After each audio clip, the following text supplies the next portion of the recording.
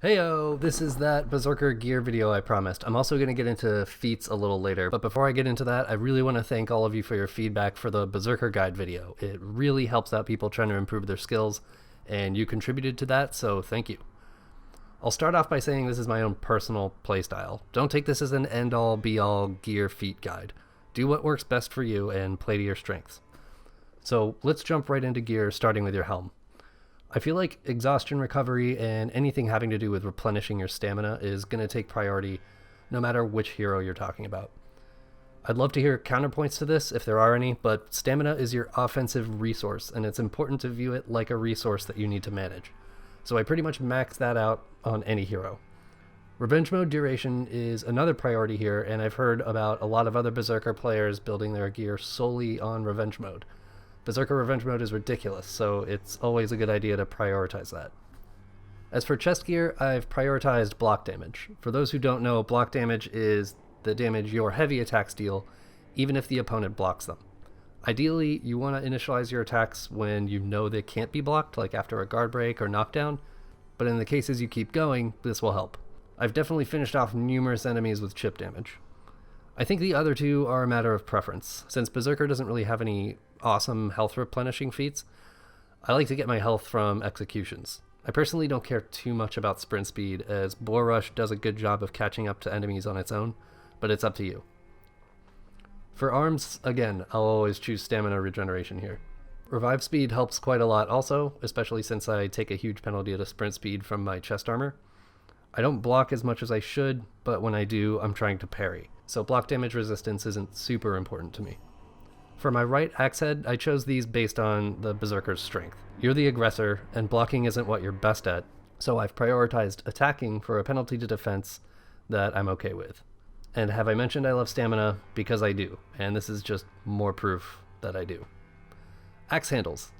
I'm actually a bit undecided on this one, but I'll do my best to explain my decisions here.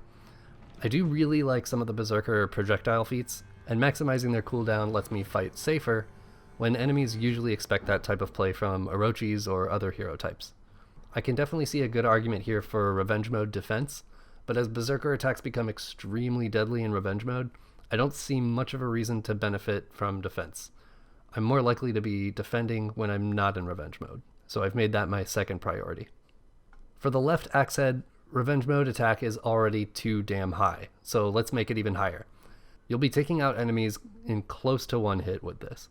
Also, because your blocking isn't great to begin with, you're going to be taking damage if you're being ganked by more than one opponent, so may as well let that contribute to getting you closer to revenge mode.